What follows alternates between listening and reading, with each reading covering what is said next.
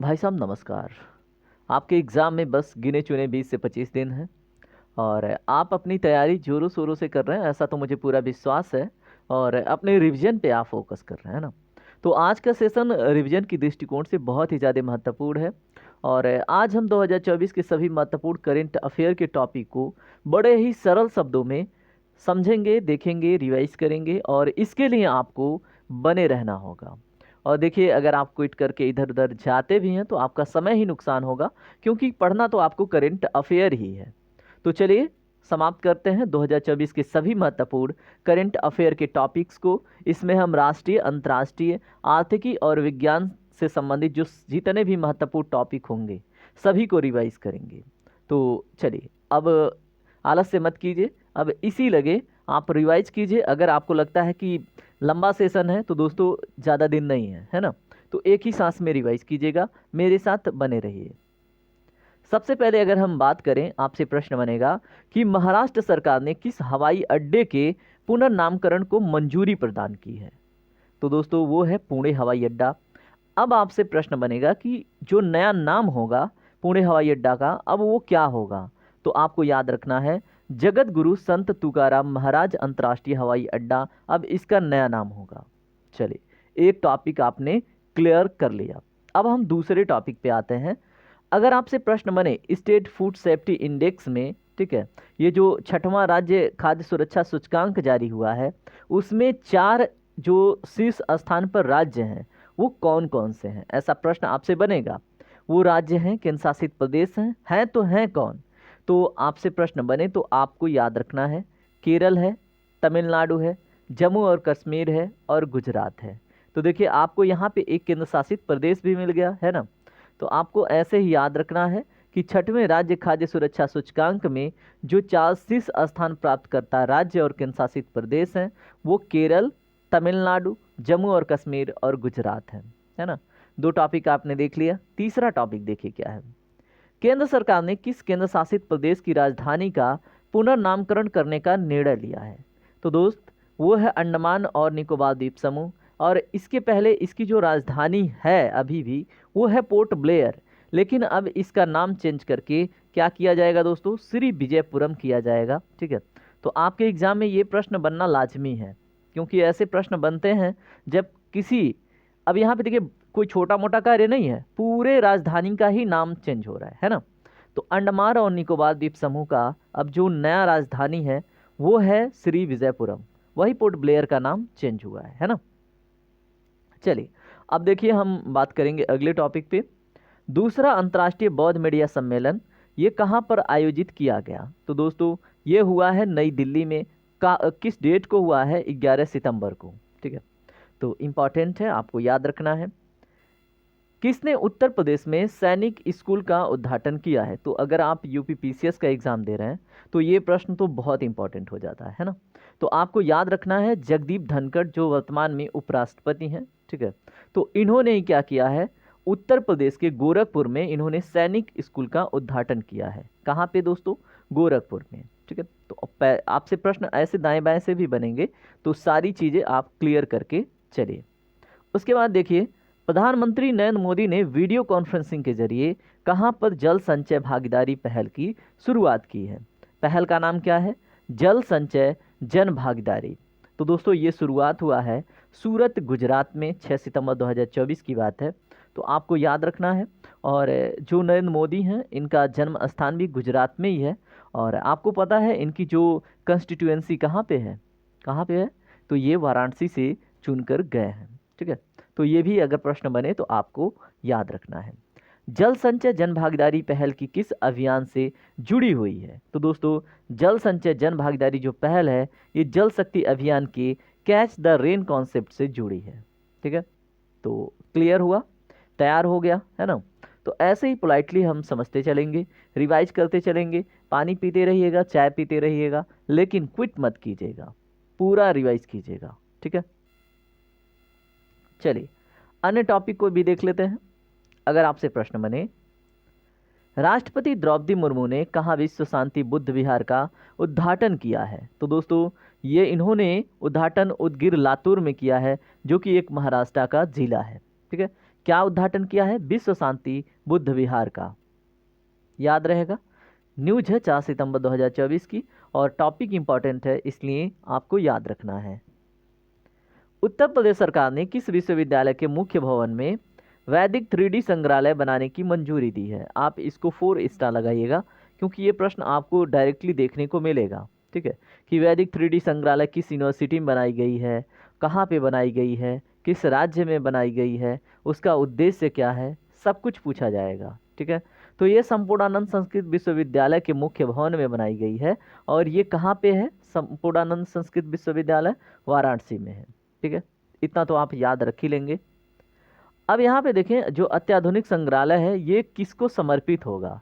तो दोस्तों ये बात हो रही है वैदिक 3D संग्रहालय की, तो इसमें भारतीय ज्योतिष, खगोल विज्ञान और वैदिक साहित्य को संरक्षित किया जाएगा। क्लियर हुआ? भारतीय ज्योतिष, खगोल विज्ञान और वैदिक साहित्य को वैदिक 3D संग्रहालय में क्या किया जाएगा? उसी के लिए समर्पित है, तो उसी को संरक्षित किया जाएगा, उन सभी विषयों को। उसके बाद अगर आपसे प्रश्न बने कि प्रोजेक्ट नमन की शुरुआत किसने की है, तो दोस्तों भारतीय थल सेना ने की है और किस डेट को की है? 30 अगस्त 2024 को। डेट इंपॉर्टेंट है, 30 अगस्त 2024। प्रोजेक्ट का नाम है नमन और किसके लिए? भारतीय थल सेना के द्वारा किया गया है, तो जाहिर सी बात है आर्मी के लिए होगा, थल सेना के लिए होगा। अब इसके बारे में थोड़ा सा और हम जान लेते हैं। अब हम देखेंगे राइट साइड के जो इम्पोर्टेंट टॉपिक हैं। इसके तहत किसको सहायता और सेवा मिलेगी? तो दोस्तों इसमें जो रक्षा पेंशन भोगी हैं, ठीक है, जो भूतपूर्व सैनिक हैं और उनके परिवारजनों को मिलेगी। तो रक्षा पेंशन भोगियों को, भूतपूर्व सैनिकों को और उनके परिवारजनों को प्रोजेक्ट नमन के अंतर्गत सहयोग प्राप्त होगा। प्रोजेक्ट नमन किस प्रणाली के कार्यान्वयन पर केंद्रित है? तो दोस्तों ये स्पर्श करके एक प्रणाली है, उसके कार्यान्वयन पर केंद्रित है। अब स्पर्श का फुल फॉर्म अगर आपसे पूछा जाए तो सिस्टम फॉर पेंशन एडमिनिस्ट्रेशन रक्षा है इसका फुल फॉर्म। डिजिटल पेंशन प्रणाली है यह एक, तो आपको याद रखना है। चलिए बात करते हैं अगले टॉपिक पे।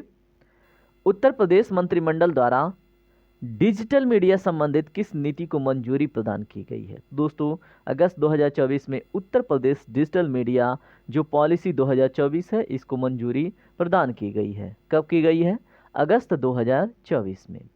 तो इस तरह से अगर आप सारी चीज़ें रिवाइज कर रहे हैं बहुत ही आराम से कीजिएगा। ठीक है, टेंशन बिल्कुल नहीं लेना है। देखिए 4-5 घंटे की क्लास होगी अगर, तो आप पूरी तरह से श्योर रहेंगे कि कम से कम आपको 10 क्वेश्चन का फ़ायदा होगा सिर्फ इसी सेशन से। ठीक है, अगर आपको लगता है कि एक बार में आपका तैयार नहीं हुआ तो एक बार रिवाइज कर लीजिएगा, है ना। तो आपके पास है ही 2x करने का।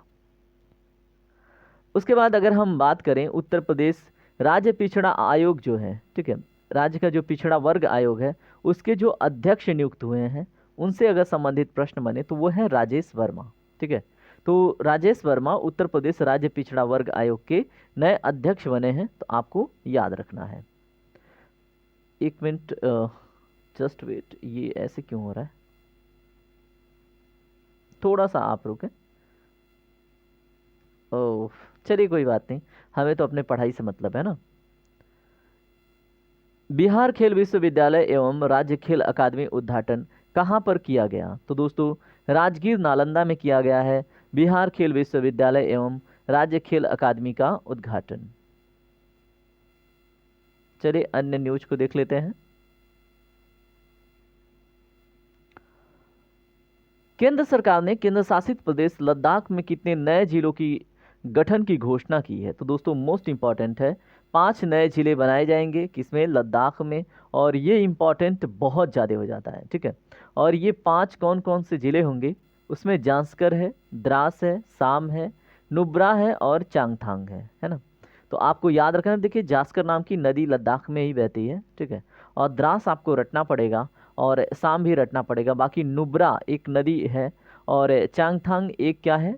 एक तरह से पास है। ठीक है, तो जास्कर और नुब्रा तो नदियां हो गई, उनके नाम पे हो गया। चांगथांग एक दर्रा हो गया। और रही बात द्रास और साम की, तो इनको आप रट लीजिएगा। ठीक है दोस्त, चलिए। बनारस हिंदू विश्वविद्यालय और किस अकादमी ने नेपाली भाषा और संस्कृत अध्ययन के लिए समझौता किया है? तो दोस्तों ये है नेपाल अकादमी, ठीक है। तो बनारस जो हिंदू विश्वविद्यालय है वो नेपाल अकादमी के साथ नेपाली भाषा और संस्कृत भाषा के अध्ययन के लिए समझौता ज्ञापन पर हस्ताक्षर किया है, ठीक है। तो आपको ये याद रखना था। पीएम मोदी की अध्यक्षता में केंद्रीय मंत्रिमंडल ने किस योजना को मंजूरी दी है? तो दोस्तों प्रधानमंत्री आवास योजना शहरी 2.0 को मंजूरी प्रदान की गई है। प्रधानमंत्री आवास योजना शहरी कब शुरू हुई थी? तो दोस्तों जून 2015 में शुरू हुई थी।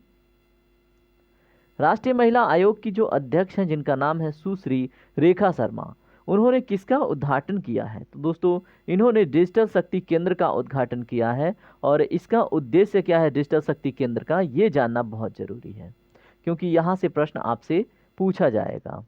तो डिजिटल शक्ति केंद्र का उद्देश्य है दोस्तों महिलाओं के खिलाफ जो साइबर अपराध होते हैं उसके बारे में लोगों को जागरूक करना। कि दोस्तों जैसे आपको पता है ना कि आजकल वीडियो कॉल पे बहुत सारी चीज़ें हो जाती हैं, है ना। और कभी कभी होता है कि आपको फालतू की झांसा देके, आपकी प्राइवेसी का झांसा देके आपको लूटा जाता है। आजकल आपको बहुत सारी चीज़ें पता है कि किस तरह से साइबर अपराध होते हैं। तो इन सभी चीज़ों में लोगों को जागरूक, यानी जो महिलाएं हैं उनको जागरूक करने के लिए तो डिजिटल शक्ति केंद्र का स्थापना, इसका उद्घाटन किया गया है। आपदा जोखिम प्रबंधन के लिए बीमा समाधान को कार्यान्वित करने वाला देश का पहला राज्य कौन सा है? तो दोस्तों ये है आपका नागालैंड। याद रखना है आपदा जोखिम प्रबंधन के लिए, ठीक है। देश में 3 नए आपराधिक कानूनों के सुचारू कार्यान्वयन को सुनिश्चित करने हेतु कौन से 4 ऐप शुरू किए गए हैं? तो दोस्तों 4 अगस्त 2024 का न्यूज है। इसमें ई साक्ष्य है, न्याय सेतु है, न्याय श्रुति है और ई समन है। तो देश में 3 नए आपराधिक कानूनों को सुचारू कार्यान्वित करने के लिए, ठीक है, तो ई साक्ष्य, न्याय सेतु, न्याय श्रुति और ई समन को क्या किया गया है? लॉन्च किया गया है, ठीक है।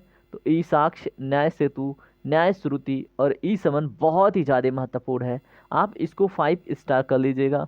आपको या तो पीसीएस में, आरओ में, या तो फिर आपको बीपीएससी या फिर किसी भी एग्जाम में जरूर देखने को मिलेगा। उत्तर प्रदेश के गोरखपुर से लेकर पश्चिम बंगाल तक 519 किलोमीटर लंबा कौन सा एक्सप्रेसवे बनाया जाएगा? तो दोस्तों इसका नाम है गोरखपुर सिलीगुड़ी एक्सप्रेसवे। इसके बारे में थोड़ा सा जान लेते हैं। चलिए अब हम बात करेंगे अपने लेफ्ट साइड के जो इंपॉर्टेंट करंट अफेयर के टॉपिक हैं उनके ऊपर। गोरखपुर सिलीगुड़ी एक्सप्रेसवे ये 3 राज्यों से होकर गुजरेगा। वो 3 राज्यों में कौन कौन से हैं? उत्तर प्रदेश है, बिहार है और पश्चिम बंगाल है। ये प्रश्न आपसे बन सकता है, ठीक है। कितने किलोमीटर का था दोस्तों? 519 किलोमीटर का। भारत की पहली भूतापीय विद्युत परियोजना का निर्माण कहाँ पर प्रारंभ किया गया? तो दोस्तों भूतापीय विद्युत परियोजना का नाम सुनते ही आपको पूगा घाटी याद रखना है। कहाँ पे है? लद्दाख में। केरल के वायनाड को भारतीय अंतरिक्ष अनुसंधान संगठन द्वारा वर्ष 2023 में तैयार किए गए भारत के भूस्खलन एटलस में कौन सा स्थान मिला है? तो दोस्तों भारत के भूस्खलन एटलस में जो केरल का वायनाड है इसको 13वां स्थान मिला है, ठीक है। और जो रुद्रप्रयाग है उत्तराखंड का, वो प्रथम स्थान पर है। किस मामले में दोस्तों? यहाँ पे आपने क्या देखा? भूस्खलन के मामले में, ठीक है। तो आपको याद रखना है वायनाड का 13वां स्थान है और फर्स्ट पे रुद्रप्रयाग है जो कि आपको उत्तराखंड में देखने को मिल जाता है। राष्ट्रीय हिंदी विज्ञान सम्मेलन 2024 कहाँ पर आयोजित किया गया? तो मेरे दोस्त ये किया गया है भोपाल में, ठीक है। तो राष्ट्रीय हिंदी विज्ञान सम्मेलन 2024 का आयोजन भोपाल में हुआ है, याद रखना है। वर्ष 2024 में इसका जो मुख्य विषय है वो क्या है? अमृतकाल में राष्ट्रीय वैज्ञानिक चेतना का उन्नयन करना है, ठीक है। क्या करना है? उन्नयन करना है। कैसी चेतना का? बताएं। वैज्ञानिकी चेतना का, ठीक है। राष्ट्रपति भवन के दरबार हाल और अशोक हाल का नाम बदलकर क्या किया गया है? तो मेरे दोस्त बहुत इंपॉर्टेंट है, जो राष्ट्रपति भवन का दरबार हाल है उसको अब गणतंत्र मंडप के नाम से जानेंगे और जो अशोक हाल था अब उसको अशोक मंडप के नाम से जानेंगे, ठीक है। आइए देखिए, अगर आप नए हैं, अगर यहाँ तक बने हैं, आपको मज़ा आ रहा है, रिवाइज कर रहे हैं, बहुत पोलाइटली आप समझ रहे हैं, तो वीडियो को लाइक कर लीजिएगा। और जाहिर सी बात है यहाँ तक है तो आप जरूर जुड़ेंगे, ठीक है। ये तो सिर्फ कहने की बात हो गई। भारत के 500वें सामुदायिक रेडियो स्टेशन का शुभारंभ कहाँ पर किया गया है? तो मेरे दोस्त आइजोल मिजोरम में। सिंकुला सुरंग परियोजना के निर्माण कार्य का शुभारंभ कहाँ पर किया गया है? तो लद्दाख में। और इसकी विशेषता क्या है दोस्तों? ये 15,800 फीट की हाइट वाली है और 4.1 किलोमीटर का इसका लेंथ है। और जब ये बनकर तैयार हो जाएगी तो ये विश्व की सबसे ऊंची सुरंग हो जाएगी। ठीक है, नाम क्या है? सिंकुला सुरंग। तो नाम तो सुना ही होगा, है ना। उसके बाद अगर हम बात करें, यूपी सरकार ने वृक्षारोपण जन अभियान 2024 के तहत किस पहल की घोषणा की है? तो दोस्तों मित्र वन की घोषणा की है यूपी सरकार ने। किस मामले में? वृक्षारोपण जन अभियान 2024 के तहत। नाम क्या है? मित्र वन। ठीक है, तो याद रखना है। भारत का पहला चैडविक हाउस, जिसको हम नेविगेटिंग ऑडिट हेरिटेज संग्रहालय के नाम से भी जानते हैं, इसका उद्घाटन कहाँ पर किया गया है? तो दोस्तों इसका उद्घाटन शिमला हिमाचल प्रदेश में किया गया है, जो कि बहुत इम्पॉर्टेंट है और याद रखना है। चलिए बात करते हैं अन्य टॉपिकों के ऊपर। संसद भवन परिसर में लोकसभा सचिवालय द्वारा किसका विकास किया गया है? तो दोस्तों जो संसद भवन परिसर है, ठीक है, वहाँ पे एक प्रेरणा स्थल बनाया गया है। और जहाँ पर आप देखेंगे प्रतिष्ठित जो भारतीय नेता रहे हैं, स्वतंत्रता सेनानी रहे हैं, उनकी प्रतिमाएं भी स्थापित हैं। तो आपको याद क्या रखना है? संसद भवन परिसर में जो लोकसभा सचिवालय है उसके द्वारा एक विकास मतलब किया गया है। ठीक है, तो किसका विकास किया गया है? प्रेरणा स्थल का। ठीक है, और प्रेरणा स्थल पे क्या क्या है? प्रतिष्ठित भारतीय नेता और जो स्वतंत्रता सेनानी रहे हैं उनकी प्रतिमाएं हैं। ठीक है, तो इतना तो याद रहेगा। अब केंद्र सरकार द्वारा डाकघर अधिनियम 2023 के प्रावधानों को कब लागू किया गया? तो दोस्तों 18 जून 2024 को केंद्र सरकार द्वारा क्या किया गया है? डाकघर अधिनियम 2023 के प्रावधानों को लागू कर दिया गया है। ठीक है, उत्तर प्रदेश मंत्रिमंडल द्वारा उत्तर प्रदेश राज्य विश्वविद्यालय मुरादाबाद का पुनर्नामकरण करने की मंजूरी प्रदान की गई है इसको। अब इस विश्वविद्यालय का जो नया नाम होगा वो होगा गुरु जम्मेश्वर राज्य विश्वविद्यालय मुरादाबाद। ठीक है, पहले इसका नाम क्या था दोस्तों? इसका पहले नाम क्या था?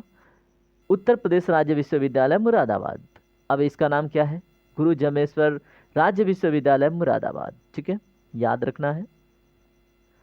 18वीं लोकसभा का प्रोटेम स्पीकर किसे बनाया गया था? दोस्तों भर्तृहरि मेहताब जी को। ठीक है, तो याद रखना है भर्तृहरि मेहताब जी को। किस राज्य केंद्र शासित प्रदेश ने उल्लास नव भारत साक्षरता कार्यक्रम के तहत पूर्ण कार्यात्मक साक्षरता हासिल की है?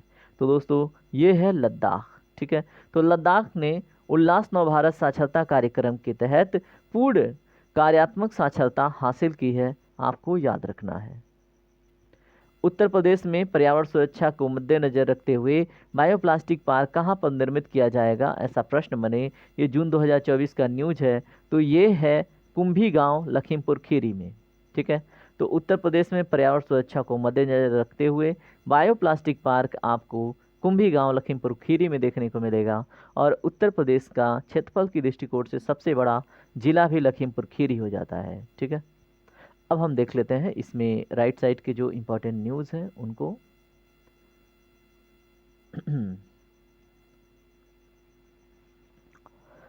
चलिए,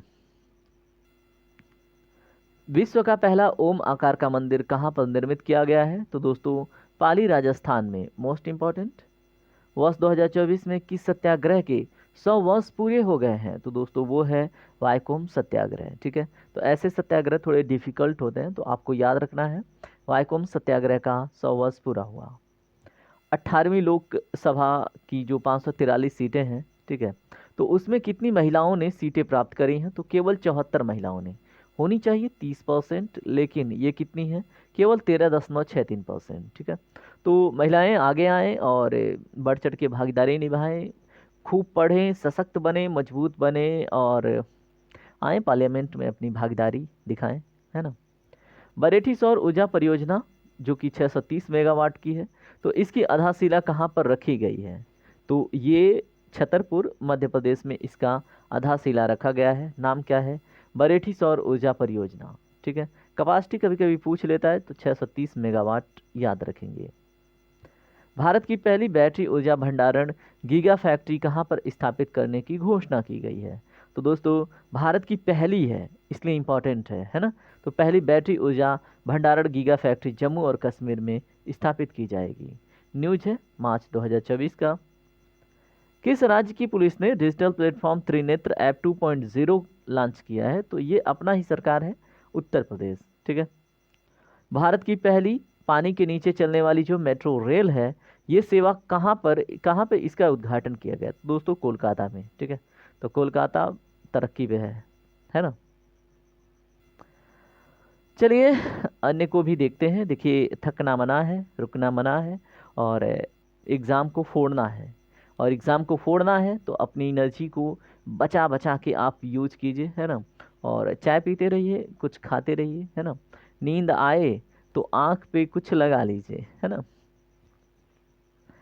5 करोड़ आयुष्मान कार्ड जारी करने वाला देश का पहला राज्य कौन बना है? तो मेरे दोस्त उत्तर प्रदेश है। रक्षा प्रौद्योगिकी में नवाचारों को प्रोत्साहन देने हेतु किस योजना को शुरू किया गया है? तो रक्षा प्रौद्योगिकी यानी डिफेंस टेक्नोलॉजी में जो इनोवेशन है उसके लिए प्रोत्साहित करने के लिए आदिति योजना को शुभारंभ किया गया है। ठीक है। पहले राष्ट्रीय डॉल्फिन अनुसंधान केंद्र का उद्घाटन कहाँ पर किया गया है? तो दोस्त बिहार में किया गया है। अब डॉल्फिन आया तो डॉल्फिन की विशेषता जान लेते हैं ना। देखिए डॉल्फिन को सूसू के नाम से भी जानते हैं। क्यों? क्योंकि जब डॉल्फिन को सांस लेना होता है दोस्तों, तो वो अपने मुख को ना बाहर निकालती है, और जब सांस लेती है तो सूसू की आवाज़ आती है। एक विशेषता जान ली आपने। दूसरी विशेषता बताता हूँ। देखिए डॉल्फिन सिर्फ ना स्वच्छ पानी में रहती हैं, गंदे पानी में वो नहीं रहती हैं। ठीक है।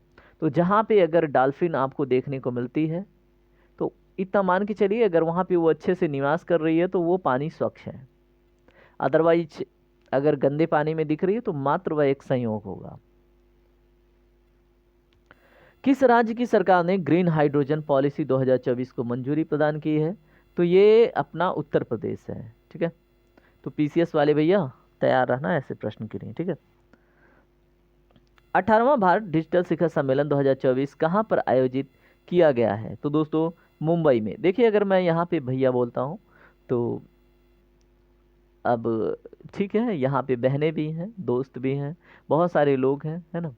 तो कभी ऐसा मत सोच लेना कि मैं जेंडर बायस्ड हूँ, ऐसा कुछ नहीं है ना। तो थोड़ा सा भैया शब्द थोड़ा अच्छा लगता है ना। प्रधानमंत्री नरेंद्र मोदी ने उत्तर प्रदेश के किस जिले में एम्स का उद्घाटन किया है? तो दोस्तों रायबरेली में। याद रखना है कि इन्होंने किया है। प्रधानमंत्री नरेंद्र मोदी ने किसका उद्घाटन किया है? एम्स का। कहाँ पर? रायबरेली में। चले अन्य प्रश्नों को देखते हैं। चलिए अन्य प्रश्नों में अगर हम बात करें, विश्व की पहली विक्रमादित्य वैदिक घड़ी कहाँ पर स्थापित की गई है? तो उज्जैन मध्य प्रदेश में। देश के सबसे लंबे केबल आधारित पुल का उद्घाटन किया गया है, कहाँ पर किया गया है, उसका नाम क्या है, ऐसा प्रश्न बनेगा। तो सबसे लंबे केबल आधारित पुल का नाम है सुदर्शन सेतु। कहाँ पर किया गया इसका उद्घाटन? गुजरात में किया गया है। किन्होंने किया है? प्रधानमंत्री नरेंद्र मोदी ने। ठीक है। तो सुदर्शन सेतु का संबंध गुजरात से है, उद्घाटन नरेंद्र मोदी ने किया है, और ये भारत का सबसे लंबा क्या है? केबल आधारित पुल है। ठीक है। नवे रायसीना डायलॉग 2024 का आयोजन कहाँ पर किया गया? तो दोस्तों हमेशा नई दिल्ली में ही होता है, क्योंकि जो रायसीना एक लोकेशन है ये नई दिल्ली के पास में है। इसका इस बार थीम क्या रहा है, ऐसा प्रश्न बने तो चतुरंग इसका थीम है। अब चतुरंग है तो जाहिर सी बात है 4 अंग होंगे। अब उसमें एक है संघर्ष, दूसरा है प्रतियोगिता, तीसरा है सहयोग, चौथा है निर्माण। ठीक है। तो यही है चतुरंग, संघर्ष। ठीक है। संघर्ष कीजिए, प्रतियोगिता में आइए, उसके बाद सहयोग कीजिए और कुछ निर्मित कीजिए। ठीक है। तो अब याद रहेगा, आपको संघर्ष करना है, फिर प्रतियोगिता में आप आएंगे, उसके बाद किसी का सहयोग करेंगे, फिर कुछ निर्माण करेंगे। ठीक है। तो यही चतुरंग है। शिक्षा मंत्रालय ने एक राष्ट्र एक छात्र आईडी के उद्देश्य के साथ कौन सी पहल शुरू की है? तो दोस्तों ये है अपार। ठीक है। अब अपार का फुल फॉर्म अगर आपसे पूछा जाए तो आपको याद रखना है automated permanent academic account registry. क्या है? Automated permanent academic account registry, आपको याद रखना है, इंपॉर्टेंट है।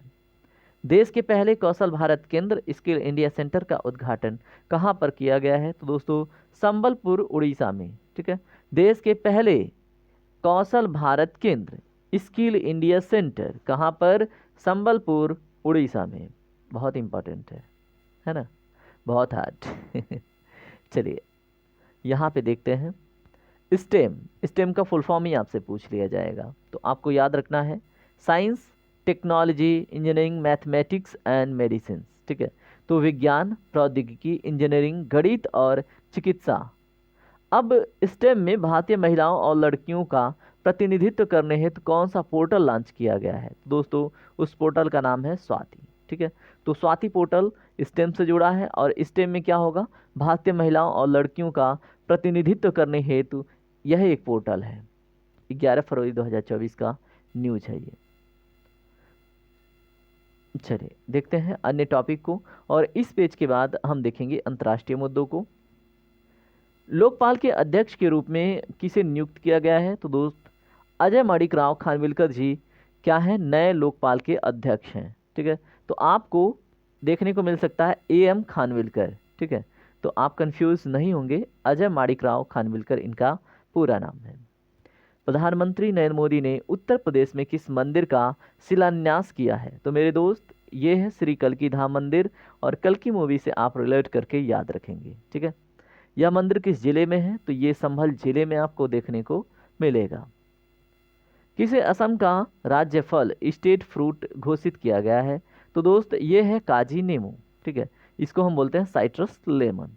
अब आपने खाया होगा काजी नींबू, है ना, तो अब याद रखेंगे, एग्जाम के दृष्टिकोण से इंपॉर्टेंट होगा। असम की राजधानी दिसपुर है।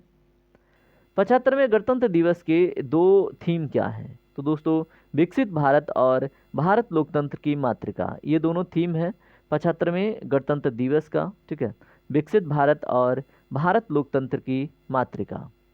75वें गणतंत्र दिवस समारोह के जो मुख्य अतिथि थे वो कौन थे? तो दोस्तों चीफ गेस्ट थे इमैनुअल मैक्रोन, और ये कहाँ से हैं? फ्रांस के राष्ट्रपति हैं।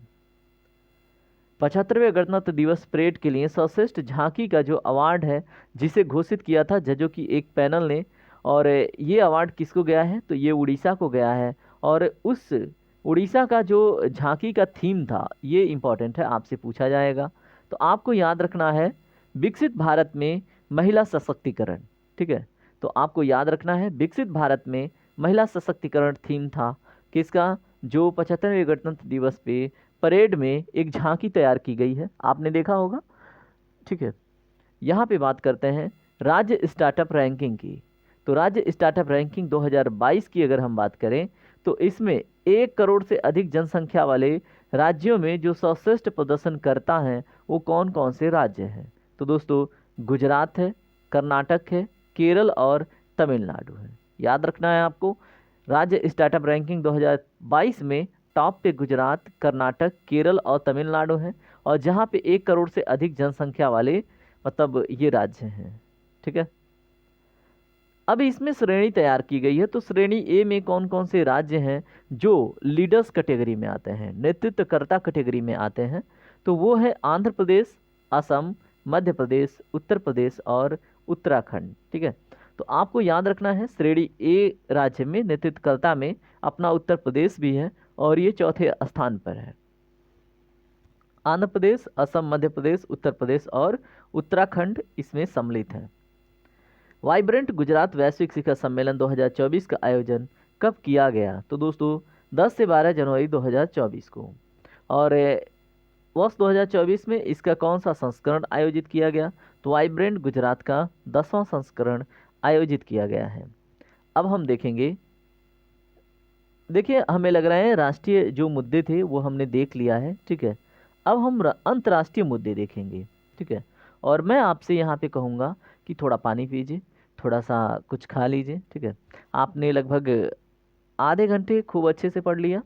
देखिए नोट्स बनाने की आवश्यकता है नहीं, क्योंकि 20 दिन में आप नोट्स कहाँ पढ़ पाएंगे, है ना, तो आप PDF ही देख लीजिएगा, और मैं आपको PDF दे दूँगा। ठीक है, तो PDF एक बार ही देख लीजिएगा, उसके बाद एकदम बिल्कुल जोश शोर से पेपर कीजिएगा। ठीक है, चलिए इसमें आगे बढ़ते हैं। अब चलिए अंतर्राष्ट्रीय घटनाक्रम देख लेते हैं, और देखिए मेरे बैकग्राउंड में आपको कुछ लोकगीत सुनाई देगा। ठीक है, तो एक तिलक प्रोग्राम है, वो भी आप अगर आप तक आवाज़ पहुंच रही होगी तो एंजॉय कीजिएगा, कुछ गालियां सुनने को मिलेगा, है ना।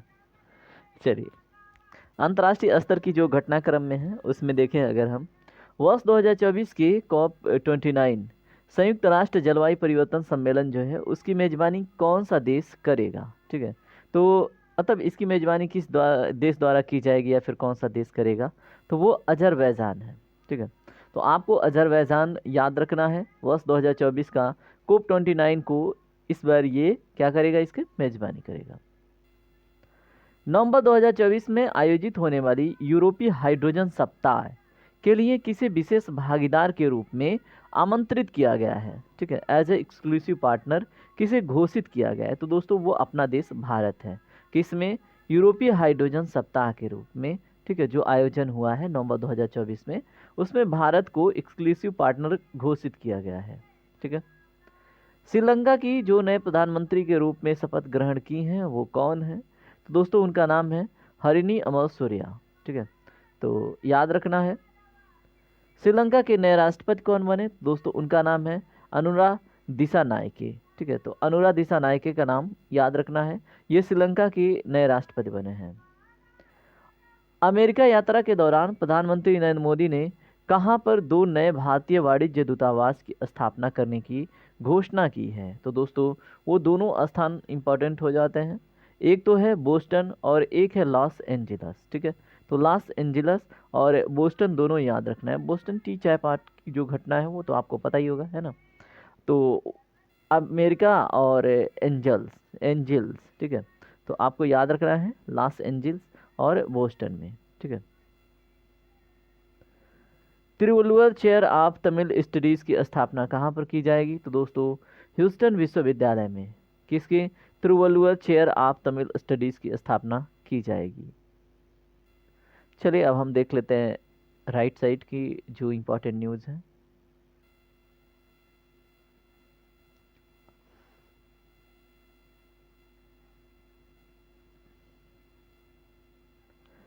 भारत किस देश के सहयोग से अपना पहला राष्ट्रीय सुरक्षा सेमीकंडक्टर फैब्रिकेशन प्लांट स्थापित करेगा, तो अमेरिका की सहायता से भारत क्या करेगा, अपना पहला राष्ट्रीय सुरक्षा सेमीकंडक्टर फैब्रिकेशन प्लांट स्थापित करेगा। सितंबर 2024 का न्यूज़ है। इस प्लांट द्वारा उत्पादित जो चिप्स होगा, ठीक है, ये खाने वाला नहीं है, ठीक है, ये जो हार्डवेयर है ये किस में प्रयोग किया जाता है, संवेदनशील दूरसंचार नेटवर्क में, ठीक है। तो यह सैन्य हार्डवेयर और किस में प्रयोग किया जाएगा, संवेदनशील दूरसंचार नेटवर्क में। व्यक्तिगत उपस्थिति, ठीक है, इन पर्सन वाले चौथे क्वाड लीडर समिट का आयोजन कहाँ पर किया गया, तो दोस्तों ये है विल्मिंगटन और डेलावेयर अमेरिका में, ठीक है। तो आपको याद रखना है विल्मिंगटन डेलावेयर अमेरिका में आयोजित हुआ है इन पर्सन, ठीक है, व्यक्तिगत उपस्थिति के रूप में चौथे क्वाड लीडर समिट का आयोजन। क्वाड में कौन कौन से देश हैं, ऐसा प्रश्न पूछा जा चुका है, तो आप याद रखेंगे भारत है, अमेरिका है, ऑस्ट्रेलिया है, जापान है, ठीक है। समग्र रूप से यह quad leader summit virtual summit को शामिल करते हुए कौन सा संस्करण था, तो दोस्तों छठा संस्करण था। मतलब इसमें सभी को सम्मिलित करते हुए जो वर्चुअल समिट हुआ है इसमें इन पर्सन क्वाड लीडर्स की उसको भी इंक्लूड करते हुए, ठीक है। हिंद प्रशांत क्षेत्र में कैंसर के बोझ को कम करने के उद्देश्य से क्वाड देशों ने किस पहल को लॉन्च किया है, तो दोस्तों कैंसर मूनशॉट इनिशिएटिव को लॉन्च किया गया है। तो आपको याद रखना है ये किन देशों ने, क्वाड देशों ने किस क्षेत्र में, हिंद प्रशांत क्षेत्र में, क्या खत्म करने के लिए, बताएं, क्या खत्म करने के लिए, कैंसर के बोझ को, ठीक है। नाम क्या है, कैंसर मूनशॉट इनिशिएटिव। वर्ष 2025 में अगले क्वाड लीडर समिट का आयोजन कहाँ पर किया जाएगा, तो भारत में, ठीक है।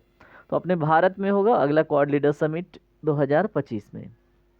भारत, अमेरिका, जापान के तटरक्षक बलों और ऑस्ट्रेलिया की बॉर्डर फोर्स द्वारा किस मिशन को लॉन्च किया जाएगा, तो दोस्तों उस मिशन का नाम है प्रथम Quad at ship observer mission. क्या नाम है, Quad at sea ship observer mission, ठीक है।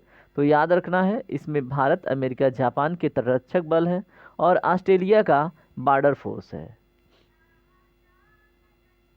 हिंद प्रशांत क्षेत्र में अंतर संचालनीयता, जिसको हम इंटरऑपरेबिलिटी कहते हैं, में सुधार लाने हेतु यह मिशन कब लॉन्च किया जाएगा? तो दोस्तों वर्ष 2025 में इसको लॉन्च किया जाएगा। क्वाड देशों द्वारा हिंद प्रशांत क्षेत्र में प्रशिक्षण के लिए किस नई क्षेत्रीय समुद्री पहल की घोषणा की गई है? तो नाम है उसका मैत्री। ठीक है, तो क्वाड देशों के द्वारा हिंद प्रशांत क्षेत्र में प्रशिक्षण यानी ट्रेनिंग के लिए जिस नई क्षेत्रीय समुद्री पहल की घोषणा की गई है उसका नाम मैत्री है। मेलबर्न विश्वविद्यालय के पहले मेलबर्न वैश्विक केंद्र का शुभारंभ कहाँ पर किया गया? तो दोस्तों नई दिल्ली, याद रखना है।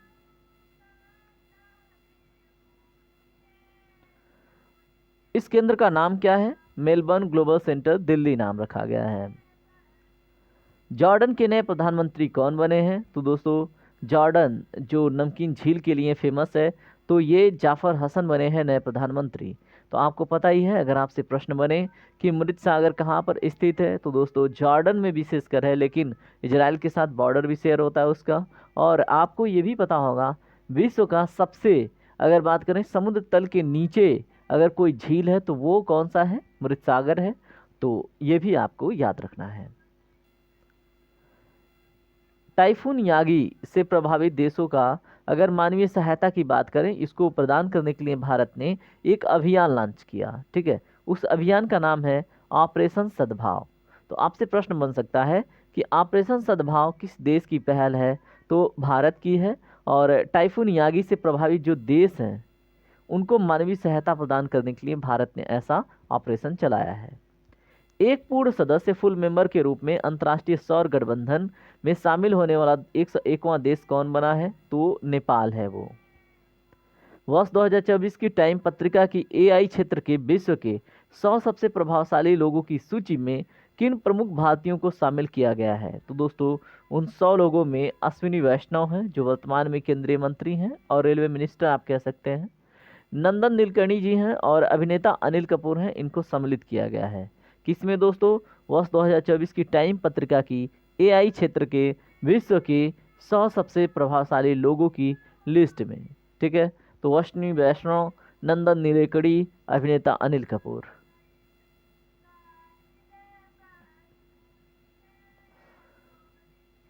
किन देशों या क्षेत्रों ने कृत्रिम बुद्धिमत्ता पर पहला कानून, ठीक है, कानूनी रूप से बाध्यकारी अंतर्राष्ट्रीय संधि पर हस्ताक्षर किए हैं? तो दोस्तों बात हो रही है कि कोई देश या क्षेत्र जो कृत्रिम बुद्धिमत्ता है इस पर पहली कानून, ठीक है, कानूनी रूप से बाध्यकारी अंतर्राष्ट्रीय संधि जो है उस पर हस्ताक्षर किया है। तो दोस्तों इस पे अमेरिका ने हस्ताक्षर किया है, यूरोपीय संघ ने हस्ताक्षर किया है, यूनाइटेड किंगडम ने हस्ताक्षर किया है, एंडोरा ने किया है, जॉर्जिया ने किया है, आइसलैंड ने किया है, नॉर्वे ने किया है, मालडोवा ने किया है, सैन मारिनो ने किया है और इसराइल ने किया है। अपना देश तो है ही नहीं इसमें, है ना। तो ये बात क्या हो रही है? देशों और क्षेत्रों ने जो आर्टिफिशियल इंटेलिजेंसी है उस पर पहली कानूनी रूप से बाध्यकारी अंतर्राष्ट्रीय संधि। ठीक है, तो याद रखना है कौन कौन से हैं।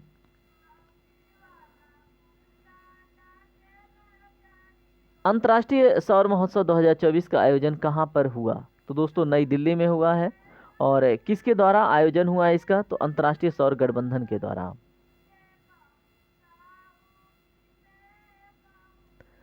भारतीय प्रौद्योगिकी संस्थान दिल्ली ने कहाँ अपना पहला अंतर्राष्ट्रीय परिसर खोल?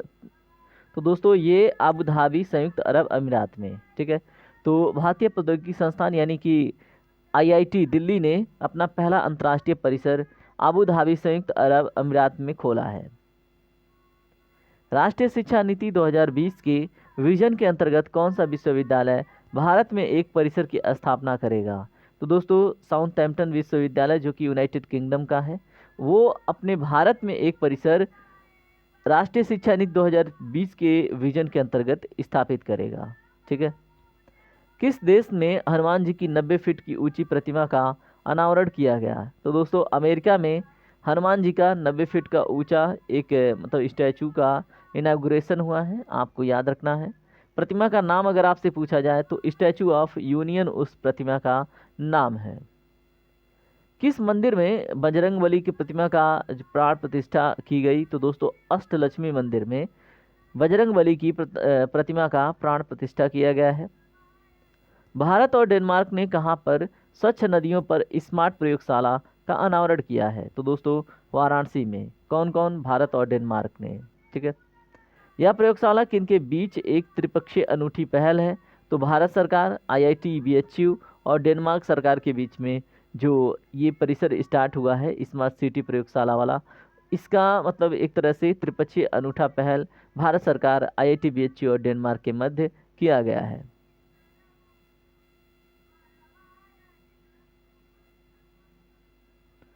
तीसरे वॉइस ऑफ ग्लोबल साउथ शिखर सम्मेलन की मेजबानी किस देश के द्वारा की गई? तो दोस्तों इसकी मेजबानी भारत के द्वारा की गई है, याद रखना है। वॉइस ऑफ ग्लोबल साउथ शिखर सम्मेलन की मेजबानी भारत के द्वारा की गई है, याद रखेंगे। सम्मेलन का जो थीम था, विषय था, वो क्या है? एक सतत भविष्य के लिए एक सशक्त ग्लोबल साउथ। थाईलैंड की संसद द्वारा किसे नए प्रधानमंत्री के रूप में नियुक्त किया गया है? तो इनका नाम है पेंटो गटार्न सिनवात्रा। ठीक है। तो थाईलैंड की संसद द्वारा नए प्रधानमंत्री जो चुने गए हैं उनका नाम है पेंटो गटार्न सिनवात्रा। किस देश द्वारा भारत के साथ अनुसंधान और सांस्कृतिक सहयोग के लिए मैत्री अनुदान की घोषणा की गई है? तो दोस्तों ये बात हो रही है भारत और ऑस्ट्रेलिया के मध्य। ठीक है। तो आपसे प्रश्न बनेगा कि किस देश के द्वारा भारत के साथ अनुसंधान और सांस्कृतिक सहयोग के लिए एक मैत्री अनुदान की घोषणा की गई है? तो दोस्तों ऑस्ट्रेलिया के द्वारा। भारत किस देश में अपने राजनयिक संबंधों को मजबूत करने के लिए वाणिज्यिक दूतावास खोलेगा? तो दोस्तों न्यूजीलैंड में। तो याद रखना है, भारत क्या कर रहा है? अपने राजनीतिक संबंध को न्यूजीलैंड के साथ मजबूत करने के लिए वाणिज्यिक दूतावास खोलेगा। कहाँ पे? न्यूजीलैंड में। किस देश के दो विश्वविद्यालय ने गुजरात के गिफ्ट सिटी में अपने कैंपस स्थापित किए? तो ऑस्ट्रेलिया ने ही किया है। ठीक है। तो याद रखना है।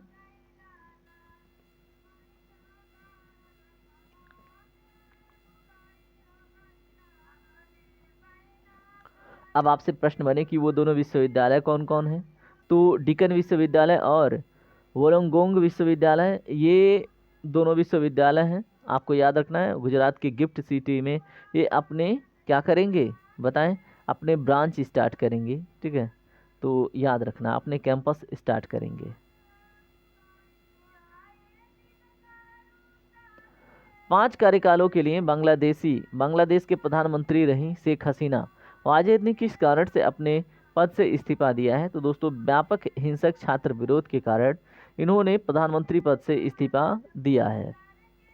संयुक्त राष्ट्र कमान में शामिल होने वाला 18वां देश कौन बना है? तो दोस्तों जर्मनी बना है। तो याद रखना है, संयुक्त राष्ट्र कमान में शामिल होने वाला 18वां देश जर्मनी बना है। राष्ट्रपति द्रौपदी मुर्मू को किस देश के सर्वोच्च नागरिक सम्मान champion of the order of Fiji से सम्मानित किया गया है? तो दोस्तों फिजी देश से। ठीक है। तो राष्ट्रपति द्रौपदी मुर्मू को फिजी देश से वहाँ का सर्वोच्च नागरिक सम्मान प्राप्त हुआ है। उस सम्मान का नाम क्या है? Companion of the order of Fiji. क्या है दोस्तों? Companion of the order of Fiji. UNESCO की विश्व विरासत समिति का 46वां सत्र कहाँ पर आयोजित किया गया? तो दोस्तों नई दिल्ली, भारत में। याद रखना है, यूनेस्को की विश्व विरासत समिति का 46वां सत्र कहाँ पे? नई दिल्ली, भारत में। यूनेस्को की विश्व विरासत सूची वर्ल्ड हेरिटेज लिस्ट में शामिल होने वाला भारत का 43वां स्थान कौन सा है? 43वां स्थल कौन सा है? तो दोस्तों उसका नाम है मोइदम्स, और ये अहोम राजवंश का एक दफनाने की प्रणाली है। ठीक है। एक तरह से असम में अगर देखेंगे कुछ टीले बने हुए हैं। ठीक है। जो क्या है? लोगों को दफनाने की एक प्रणाली है, और वो किस वंश से संबंध रखता है? अहोम राजवंश से। ठीक है। और उन टीलों को मोइदम्स कहते हैं। हेनले पासपोर्ट सूचकांक 2024 के अनुसार भारत कौन से स्थान पर है? 81वें स्थान पर भारत का स्थान है, याद रखना है।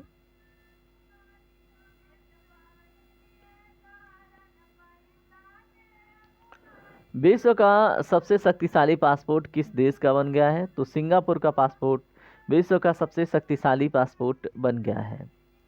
बैंकॉक में आयोजित एशियाई आपदा तैयारी केंद्र ADPC यानी एशियन डिजास्टर प्रिपेयर्डनेस सेंटर की अगर बात करें, बैठक में किसने वर्ष 2024-25 के लिए एशियाई आपदा तैयारी केंद्र की अध्यक्षता संभाली है? तो दोस्तों वो भारत है। किसको एस्टोनिया का नए प्रधानमंत्री के रूप में नियुक्त किया गया है? नाम क्या है? Kristen Michel.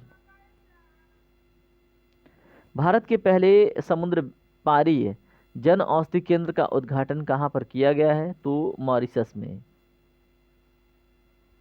World craft council AISBL द्वारा किस भारतीय शहर को आधिकारिक रूप से वर्ल्ड क्राफ्ट सिटी घोषित किया गया है? तो दोस्तों श्रीनगर, जो कि जम्मू और कश्मीर का हिस्सा है। ठीक है।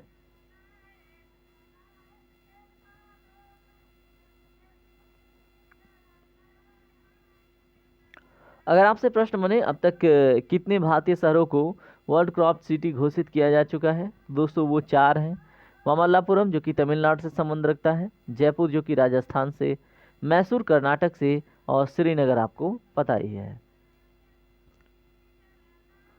किस शहर में स्थित ग्रेविन वैक्स संग्रहालय का द्वारा बॉलीवुड अभिनेता शाहरुख खान के सम्मान में सोने के सिक्के जारी किए जाएंगे? ठीक है। तो दोस्तों जारी किए जा चुके हैं। पेरिस फ्रांस का एक संग्रहालय है। ठीक है। नाम क्या है? Grevin wax. तो उसने क्या किया है? शाहरुख खान के, ठीक है, इनके सम्मान में सोने के सिक्के जारी किए हैं। केंद्रीय विदेशी मंत्री जो हैं एस जयशंकर, इन्होंने कहाँ पर भारत मॉरिशस मैत्री उद्यान का उद्घाटन किया है? तो दोस्तों ये बात हो रही है भारत मॉरिशस मैत्री नेशनल पार्क का। तो दोस्तों ये है कहाँ पर? पोर्ट लुइस मॉरिशस में। ठीक है। तो भारत मॉरिशस मैत्री जो पार्क है ये आपको पोर्ट लुइस मॉरिशस में देखने को मिलेगा। गेमी टाइफून ने हाल ही में किन देशों में प्रमुख रूप से तबाही मचाई है? तो गेमी टाइफून क्या है दोस्तों? गेमी टाइफून। तो ये ताइवान और फिलीपींस में अपने प्रभाव दिखाए हैं। किस प्रकार का ये चक्रवात था? तो उष्णकटिबंधीय प्रकार का था, आपको याद रखना है। किस देश ने अपने पहले व्यापक जलवायु परिवर्तन कानून पारित किया है? तो दोस्तों दक्षिण अफ्रीका ने अपना व्यापक जलवायु परिवर्तन एक कानून पारित किया है।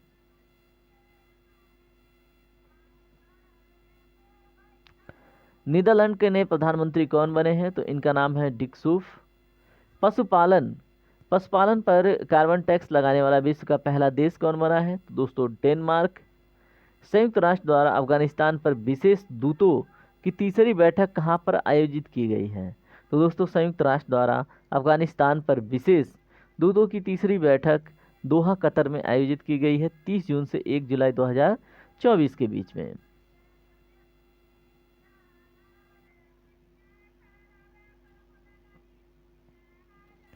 वर्ष 2024-25 की अवधि के लिए एशियाई आपदा तैयारी केंद्र, इसका अध्यक्ष कौन बना? दोस्तों भारत बना, ये आपको पता ही है।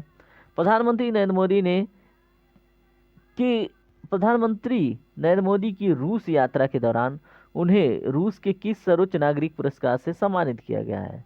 तो उस पुरस्कार का नाम है Order of Saint and the Apostle. ठीक है। तो आपको याद रखना है एंड्रयू द एपोस्टल है दोस्तों।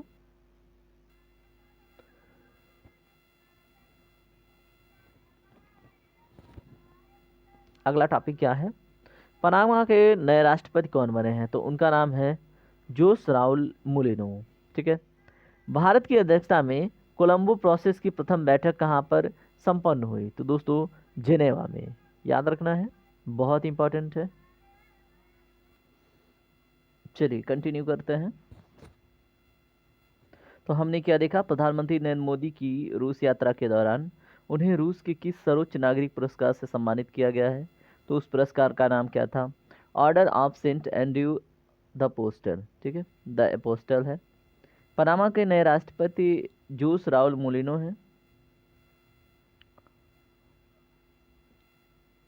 भारत की अगर बात करें अध्यक्षता में कोलंबो प्रोसेस का प्रथम बैठक कहाँ पर संपन्न हुआ? तो जेनेवा में। ठीक है। तो भारत की अध्यक्षता में कोलंबो प्रोसेस की प्रथम बैठक कहाँ पर संपन्न हुआ? जेनेवा में।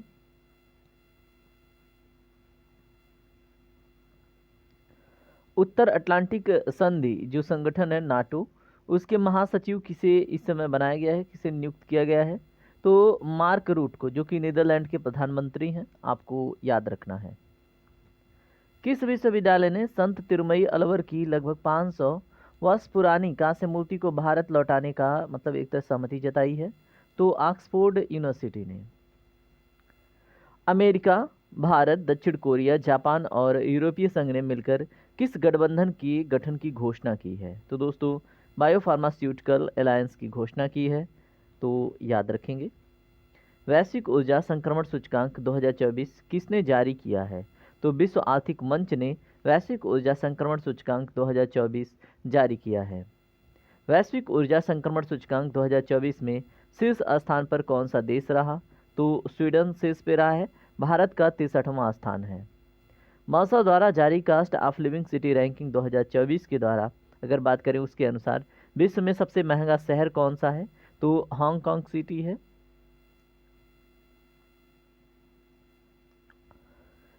50वें G7 शिखर सम्मेलन की बात करें तो 2024 का आयोजन कहाँ पर किया गया, ऐसा प्रश्न बने तो अपुलिया इटली में किया गया है। ग्लोबल जेंडर गैप रिपोर्ट 2024 किसके द्वारा जारी की गई है? तो विश्व आर्थिक मंच के द्वारा ही जारी की जाती है, तो आपको याद रखना है वर्ल्ड इकोनॉमिक फोरम के द्वारा। वैश्विक लिंग अंतराल रिपोर्ट 2024 के अनुसार पूर्ण लैंगिक अगर समानता हासिल करने में बात करें तो विश्व को कितना समय लगेगा? तो दोस्तों 134 वर्ष, और वर्ष 2158 तक ये पॉसिबल हो पाएगा, जेंडर गैप पूरी तरह से समाप्त हो पाएगी। ठीक है। यूक्रेन शांति शिखर सम्मेलन 2024, अब आपसे पूछा जा रहा है इसका आयोजन कहाँ पर हुआ? तो यूक्रेन शांति शिखर सम्मेलन का आयोजन स्विट्जरलैंड में हुआ है 15 से 16 जून 2024 के बीच में। समलैंगिक विवाह को मान्यता देने वाला पहला दक्षिण पूर्व एशियाई देश कौन सा बना है? तो वो है थाईलैंड। ठीक है, तो समलैंगिक विवाह को मान्यता प्रदान कर दिया है थाईलैंड ने, तो याद रख सकते हैं आप। पीटर पेलिग्रिनी ने किस देश के राष्ट्रपति का पद ग्रहण किया है? तो स्लोवाकिया के जो नए राष्ट्रपति हैं वो हैं पीटर पेलिग्रिनी। ठीक है, 15 जून 2024 को इन्होंने शपथ ग्रहण की है। जुडिथ सुमिनोवा तुलका ये किस देश की पहली महिला प्रधानमंत्री बनी है? नाम क्या है? जुडिथ सुमिनोवा तुलका। ठीक है, तो कोंगो लोकतांत्रिक गणराज्य है, वहाँ के अगर बात करें पहली महिला प्रधानमंत्री बनी है जुडिथ सुमिनोवा तुलका। ठीक है, नाम तो बड़ा अजीब है, जुडिथ सुमिनोवा तुलका, बड़ा चलें कोई बात नहीं, हमें क्या करना, हमें तो एग्जाम से मतलब है। संयुक्त राज्य अमेरिका ने किस देश को अपना प्रमुख गैर नाटो सहयोगी नामित किया है? तो केन्या को संयुक्त राज्य अमेरिका ने एक तरह से गैर, एक होता है ना मेजर नॉन नाटो एलाई, तो केन्या को बनाया है। पाकिस्तान के साथ किन देशों को संयुक्त राष्ट्र सुरक्षा परिषद में अस्थायी सदस्य के रूप में निर्वाचित किया गया? तो सोमालिया है, पनामा है, डेनमार्क है और यूनान है। तो दोस्तों इन चारों देशों को पाकिस्तान की तरह ही संयुक्त राष्ट्र सुरक्षा परिषद में एक तरह से अस्थायी सदस्य के रूप में निर्वाचित किया गया है। बायो इंटरनेशनल कन्वेंशन 2024 का आयोजन कहाँ पर किया गया? तो दोस्तों सैन डियागो यूएसए में किया गया है। कहाँ पे बायो इंटरनेशनल कन्वेंशन का आयोजन हुआ? San Diego USA. QS World University Rankings 2025 में किस विश्वविद्यालय को शीर्ष स्थान प्राप्त हुआ है? तो दोस्तों 4 जून 2024 को मैसाचुसेट्स इंस्टीट्यूट ऑफ टेक्नोलॉजी, जिसको हम MIT के नाम से जानते हैं, ठीक है, तो MIT को क्यूएस वर्ल्ड यूनिवर्सिटी रैंकिंग 2025 में विश्वविद्यालय के शीर्ष स्थान में इनको रैंक मिला है। ठीक है, तो याद रखना है। अब यहाँ पे देखिए सांग्रीला संवाद की बात हो रही है, तो ये कहाँ पर संपन्न हुआ? तो सांग्रीला संवाद दोस्तों सिंगापुर से संबंध रखता है, आप याद रखेंगे। क्या है? सांग्रीला संवाद, इसका 21वां संस्करण सिंगापुर में संपन्न हुआ है। राइट साइड के अब हम देख लेंगे इंपॉर्टेंट टॉपिक क्या क्या है। 77वीं विश्व स्वास्थ्य सभा वर्ल्ड हेल्थ असेंबली कहाँ पर आयोजित की गई है? जेनेवा स्विट्जरलैंड में। रूस से लगती अपनी सीमाओं पर कितने नाटो देशों ने ड्रोन वॉल बनाने की योजना घोषित करी है? ठीक है, तो क्या है प्रश्न? रूस से लगती, ठीक है, रूस पता है ना अभी यूक्रेन रसिया वार किस लिए हो रहा था? क्योंकि क्रीमिया पे अपना आधिपत्य जमा चुका है, अन्य क्षेत्र पे भी जमा रहे। ठीक है, तो इसलिए रूस के जो सीमावर्ती देश हैं वो क्या कर रहे हैं? ड्रोन वॉल बनाने की योजना की घोषणा कर रहे हैं। तो ऐसे 6 देश हैं। 6 देशों में कौन कौन से हैं? लिथुआनिया, लाटविया, इस्टोनिया, उसके बाद पोलैंड, फिनलैंड और नॉर्वे। ठीक है, तो ये नाटो देश हैं, नाटो के मेंबर हैं। तो आपको पता है North Atlantic Treaty Organization, NATO का फुल फॉर्म भी पूछा जाता है। प्रथम काजा TFCA शिखर सम्मेलन 2024 कहाँ पर आयोजित हुआ? तो जाम्बिया में हुआ है। पहला अंतर्राष्ट्रीय आलू दिवस कब मनाया गया? 30 मई 2024 को। किसके द्वारा अंतर्राष्ट्रीय आलू दिवस मनाए जाने की घोषणा की गई है? तो दोस्तों संयुक्त राष्ट्र के खाद्य और कृषि संगठन के द्वारा, FAO के द्वारा। FAO का जो राजधानी है इटली के रोम में है, हेडक्वार्टर कह सकते हैं आप। टाइम्स 100 सबसे प्रभावशाली कंपनियां 2024 नामक सूची में भारत की कितनी कंपनियों को इसमें लिस्टेड किया गया है? दोस्तों यहाँ पे 3 कौन कौन है? रिलायंस इंडस्ट्रीज, टाटा ग्रुप और सीरम इंस्टीट्यूट ऑफ इंडिया, इन तीनों को लिस्टेड किया गया है टाइम 100 में सबसे प्रभावशाली 2024 की जो कंपनियां हैं उनके लिस्ट में।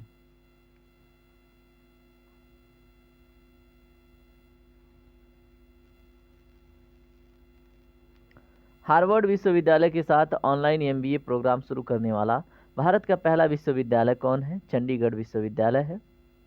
हुरून इंडियन आर्ट लिस्ट 2024 में किसे शीर्ष स्थान प्राप्त हुआ है?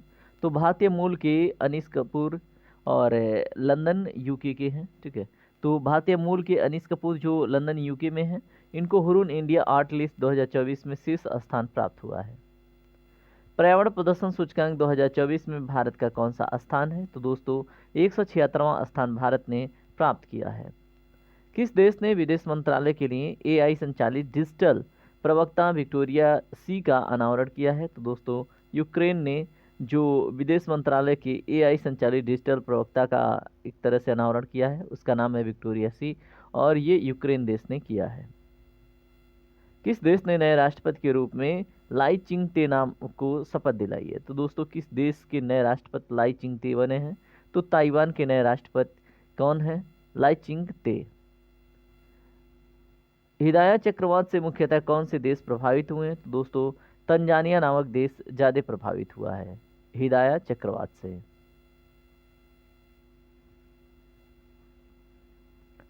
विश्व हाइड्रोजन शिखर सम्मेलन 2024 कहाँ पर आयोजित किया गया है? तो रॉटरडैम नीदरलैंड में किया गया है आयोजन।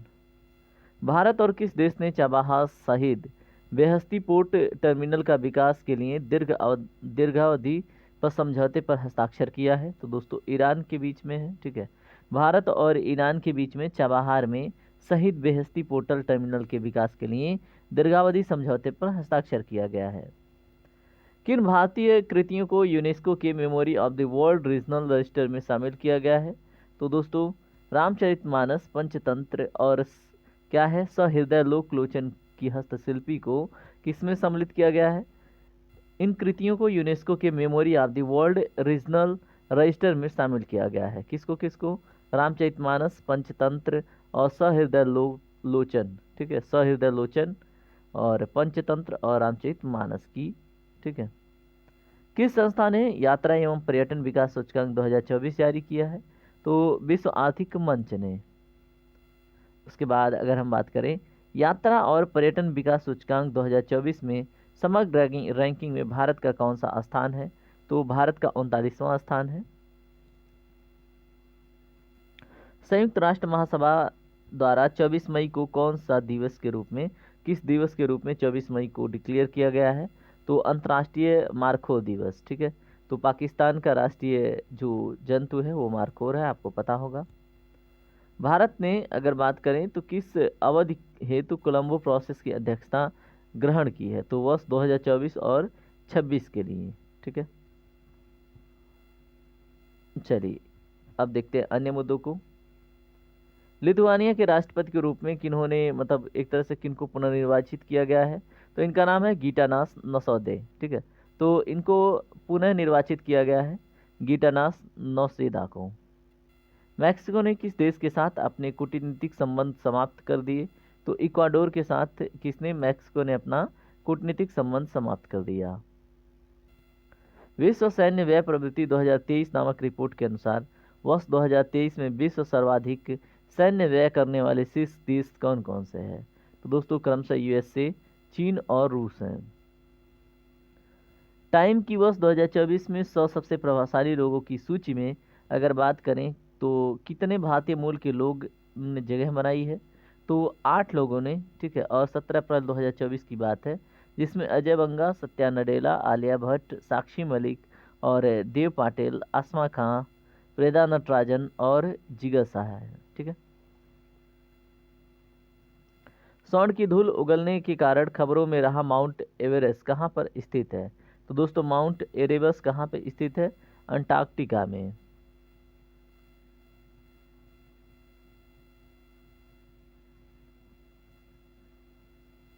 आयरलैंड के सबसे युवा प्रधानमंत्री कौन बने हैं? नाम है साइमन हैरिस, 37 वर्ष के हैं। आइसलैंड के नए प्रधानमंत्री कौन बने हैं? तो दोस्तों वजरनी वेनेडिक्टसन हैं।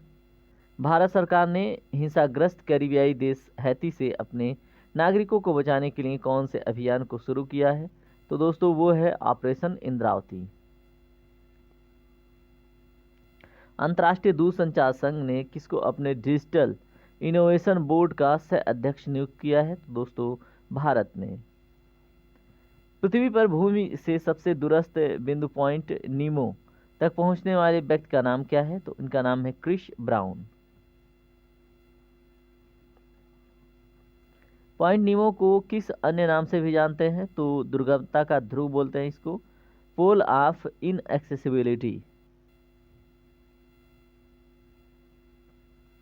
भूटान का सर्वोच्च नागरिक सम्मान order of the Duke Gyalpo ये किस देश के द्वारा दिया गया?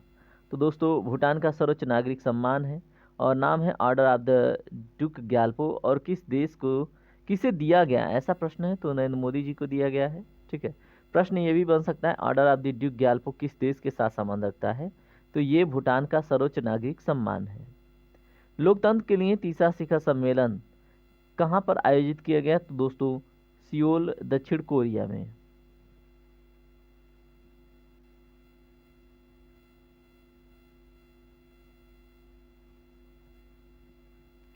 हुरुन ग्लोबल रिच लिस्ट 2024 के अनुसार विश्व का सर्वाधिक अमीर व्यक्ति कौन है? तो एलन मस्क हैं।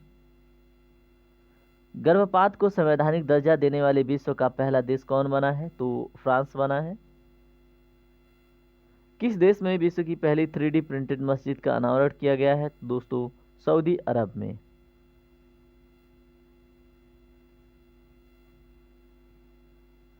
किस विश्वविद्यालय ने राष्ट्रपति द्रौपदी मुर्मू को डॉक्टर ऑफ सिविल लॉ का मानद उपाधि से सम्मानित किया है? तो दोस्तों ये है मॉरिशस विश्वविद्यालय। तो इसने क्या किया है, जो वर्तमान में, ठीक है, भारत की राष्ट्रपति हैं द्रौपदी मुर्मू, ठीक है, तो इनको डॉक्टर ऑफ सिविल लॉ की मानद उपाधि इनको प्रदान किया है। कौन? मॉरिशस विश्वविद्यालय ने। फिनलैंड के नए राष्ट्रपति कौन बने हैं? Alexander Stubb.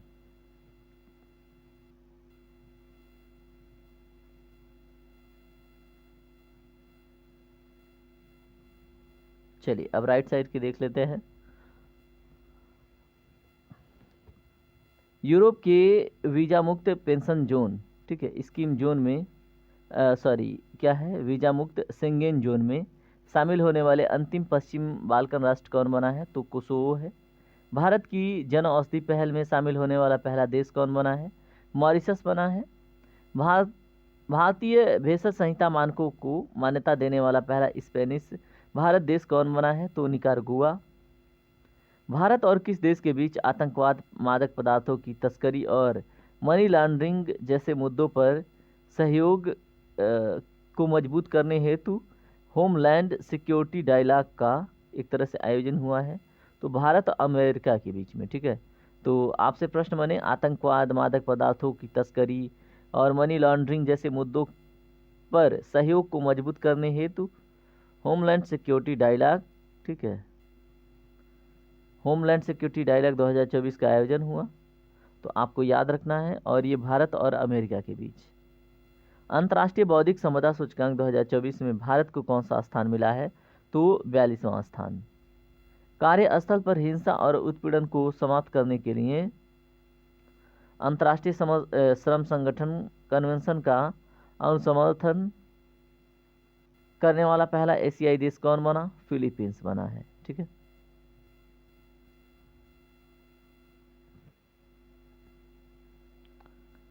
इंडस यक्ष शिखर सम्मेलन का आयोजन कहाँ पर किया गया है? दोस्तों नई दिल्ली में। यह इस सम्मेलन का कौन सा संस्करण था? तो दोस्तों ये दूसरा संस्करण था इंडक्स यक्स का। इंडक्स यक्स का फुल फॉर्म पूछ ले तो India US defence acceleration ecosystem है। किस देश में चक्रवात किरिली ने भारी तबाही मचाई है? तो दोस्तों ये ऑस्ट्रेलिया की है, ठीक है। तो ऑस्ट्रेलिया में किसने किरिली ने तबाही मचाई है? जो किरिली है यह एक प्रकार की उष्णकटिबंधीय चक्रवात है। अफ्रीकी देश लाइबेरिया के राष्ट्रपति का पद किसने ग्रहण किया? तो नाम क्या है? जोसेफ बोकाई। युगांडा में कौन सा शिखर सम्मेलन आयोजित किया गया है? दोस्तों तीसरा दक्षिण शिखर सम्मेलन, ठीक है। तो युगांडा में तीसरा दक्षिण शिखर सम्मेलन इसका आयोजन किया गया है। इस शिखर सम्मेलन का केंद्रीय विषय क्या है? Living no one behind.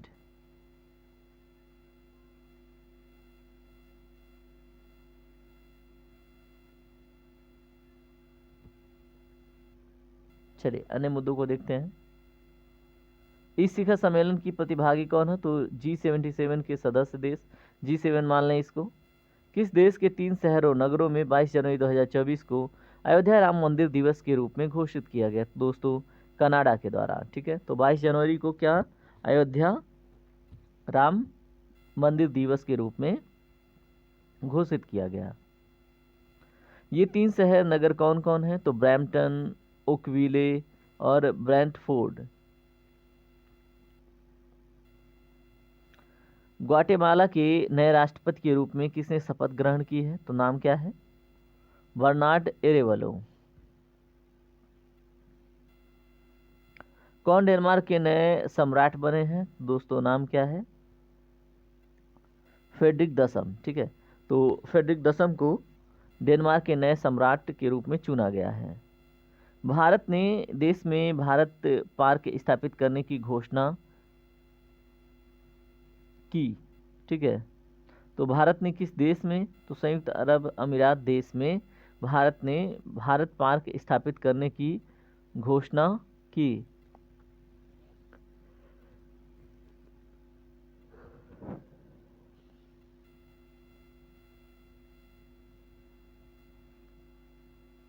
France के सबसे कम उम्र के प्रधानमंत्री गैब्रियल अटल हैं। किस देश ने भारत में हरित हाइड्रोजन का गठबंधन की घोषणा की है? तो दोस्तों 2024 जनवरी में डेनमार्क ने, ठीक है। तो इस तरह से हमने लगभग अंतर्राष्ट्रीय मुद्दे खत्म कर दिए और राष्ट्रीय भी। अब हम आर्थिकी स्टार्ट करेंगे अगले पार्ट में।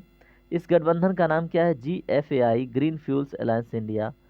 सक्सेस मसरा को किस देश का प्रधानमंत्री नियुक्त किया गया है? दोस्तों चाड के। शेख मोहम्मद सबा अल सलेम अल सबा को किस देश का प्रधानमंत्री नियुक्त किया गया है? दोस्तों पुणे, ठीक है। तो शेखर मोहम्मद सब अल सबा क्या है दोस्तों? शेख मोहम्मद सबा अल सलेम अल सबा को किस देश का प्रधानमंत्री के रूप में इनको नियुक्त किया गया है? नाम है, बताएं। नाम तो आपको पता ही चल गया, देश कौन सा है? कुवैत, ठीक है।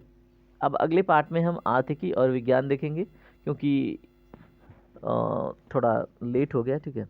तो अगले पार्ट के लिए आप इंतज़ार करें, तब तक में अपना ख्याल रखें। जय हिंद, जय भारत।